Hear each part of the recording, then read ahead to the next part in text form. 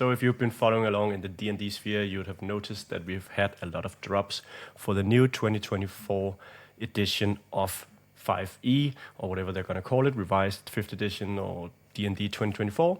We've been seeing a lot of content from there, mainly player options, character classes and all that, because it is the player's handbook that is coming out first in September. But we actually also got a look at one of the stat blocks and the new stat block design that they're going to be using ostensibly, as far as we know, in the 2024 Monster Manual. And I think that's quite interesting and not something that I've seen a lot of discussion about. So without further ado, let's just jump in and take a look at the new 2024 stat block, or at least how it looks currently. So the monster we're seeing here is the Sphinx of Wonder. It was showcased in a Dungeon Dad video. I'll leave a link to that video in the description down below. But what I find most interesting isn't the Sphinx of Wonder itself. It's a CR1 monster with relatively simple abilities. What I find much more interesting is the design of the stat block, because that tells us a lot about how and what they're going to do with monsters in, well, the 2024 Monster Manual. So the first thing you'll notice, or that I notice, is that alignment is back, and it's not a typically lawful good or anything. It's a straight up set alignment.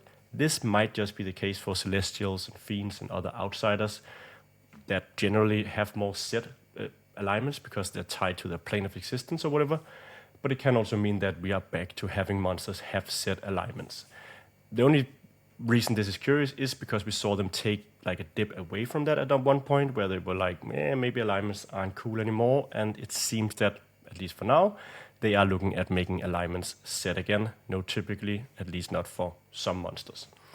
Another thing, and this is probably the biggest overall change to the stat block's view here, is that we have initiative now set on the top of the stat block, and we also have a passive initiative in brackets.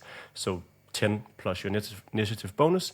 And thinking about it, it's kind of weird that we just didn't do passive initiative already. It's more than enough that the players roll for initiative. If you just jot down the monster's passive initiative, you can save yourself a lot of time as a DM. So I really, really appreciate having that number on there, even though it's simple math. We could have done it all the way, but for newer DMs and just to remind us, hey, it's an option.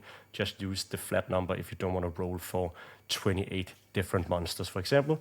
So yeah, for me, really appreciate it. Nice quality of life change. Of course, nothing huge, but a nice change.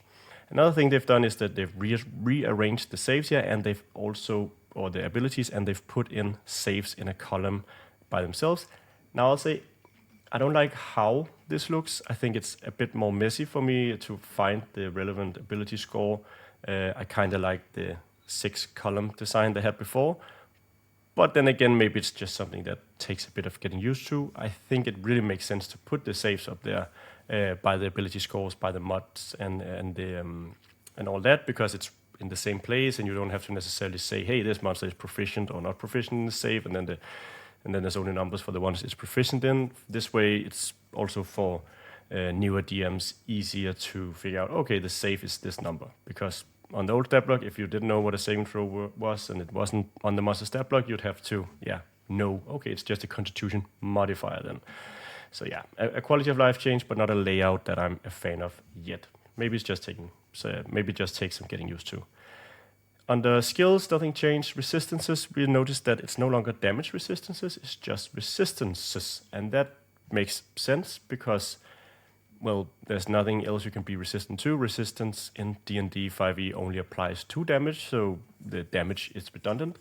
It does make me curious what they're going to do with immunities, because you can be immune to damage, but you can also be immune to a condition.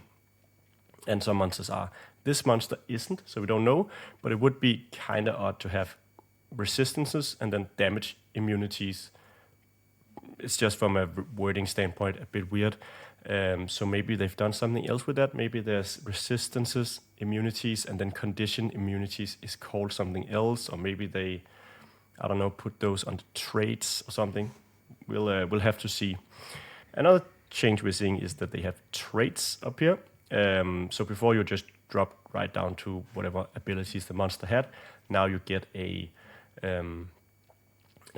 traits header. I think this is really helpful. It's a minor thing, really. Of course, we knew that those were traits, or did we? Maybe we didn't know if they were abilities, or they were features, or they were properties. Now we know the monsters traits are those.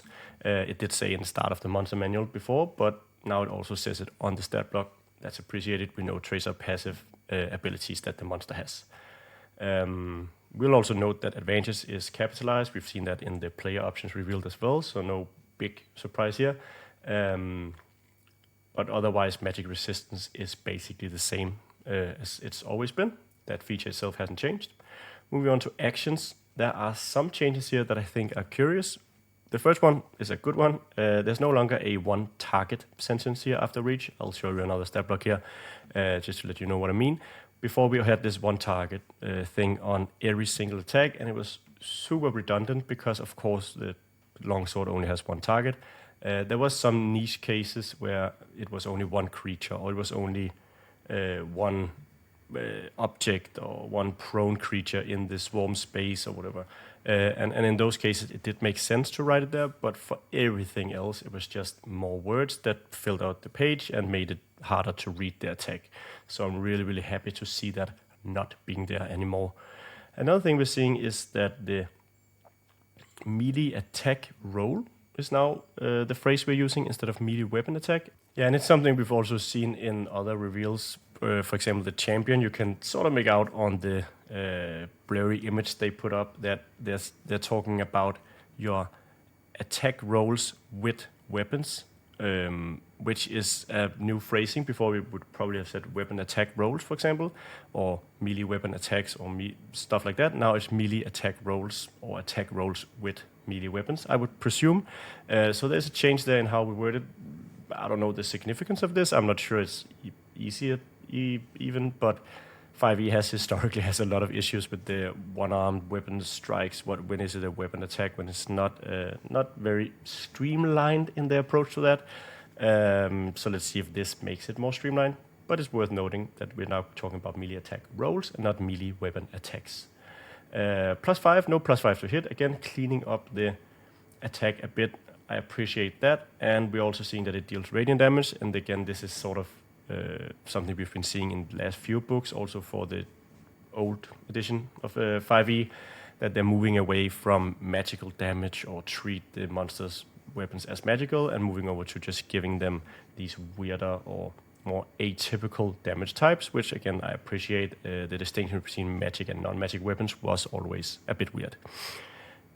Now, probably one of the biggest changes in terms of how things are presented are down here under reactions, where we have the burst of ingenuity. And what we're seeing here is that they have a trigger listed. The Sphinx or another creature within 30 feet makes an ability check or saving throw, and they have a response. The Sphinx adds 2 to the roll. So, assuming that this is the way it's going to be in the monster manual as well, it's definitely clear what's going on. For some reactions, it could be a bit weird.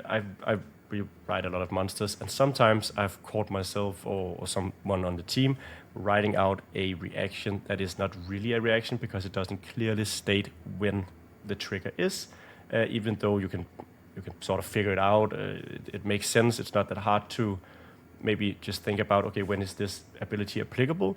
But just having it spelled out, this is the trigger, this is what happens, that does make a lot of sense. So not necessarily the prettiest way to put it up, but it's, for me at least, it makes the monster easier to run, which is what you want from a stat block. You really just want something that is easy to run. Now, in terms of the overall approach here, I think most of the changes are good. Layout-wise, there are some things that, like how pretty it is there empty space on the initiative, stuff like that, where we could say, maybe we could clean that up a bit.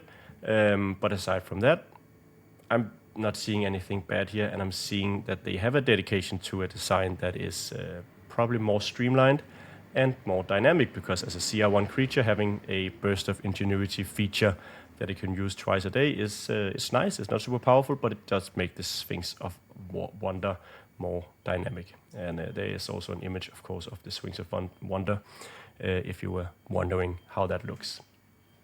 So yeah, overall very interesting, and I'm really excited to see more monsters, maybe hopefully revealed soon. Maybe we'll see some in the Druid video coming up, because we know that Druids are going to have to choose their wild shape options from stat blocks, and some of these are in the player's handbook, so probably they have already settled on the monster design, because there are monsters in the player's handbook. So this is probably the final design that we're seeing. All right, yeah, and I'll maybe get time to make a few more videos about the new 2024 rules in the coming week. Maybe I won't. The reason I haven't been making videos for a long time now is that it's been quite busy. We had our Wondrous Guide to Enchanted Emporiums, a lot of production on that, and that's finally out now. You can go to eventyrgames.store and buy it right now. There's also a link in the description. And we are currently working on Delve, this book that we made with Bob Worldbuilder, or we're making with Bob Worldbuilder, which is going to come out later this year on PDF and next year in physical form.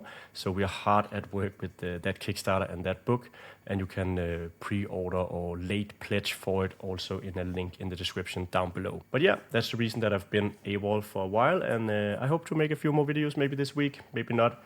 But stay tuned for that. And aside from that, there's nothing left to say except thank you so much for watching, and I hope I'll see you in the next video.